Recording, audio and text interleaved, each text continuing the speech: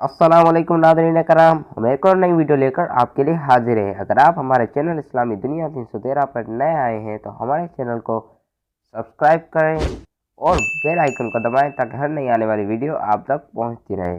नाज़रीन कराम, आज का हमारा मौजू है पानी पीने के मुतल्लिक सुन्नतें।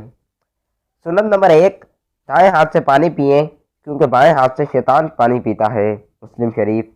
सुन्नत नंबर 2, 3 सांस में पानी पीना चाहिए और सांस बर्तन से मुंह अलग करके लेनी चाहिए। तिरमिज़ी शरीफ।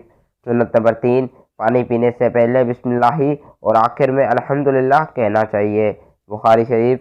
सुन्नत नंबर 4, पीने की चीज़ में फूंक न मारना। अबू दाऊद।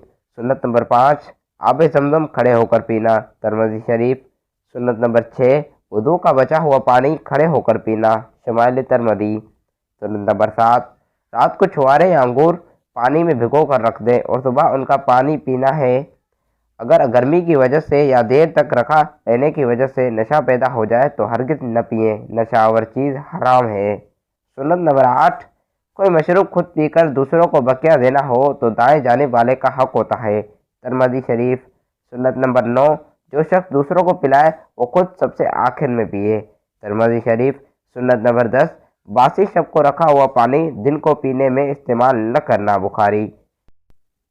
सुन्नत नंबर 11, हर पीने की चीज़ पीकर सिवाय दूध के ये दुआ करना, अल्लाहुम्मा बारिक लना फ़ीही व अतइमना खैरन मिन्हु। और दूध पीने के बाद ये दुआ करना, अल्लाहुम्मा बारिक लना फ़ीही व ज़िदना मिन्हु।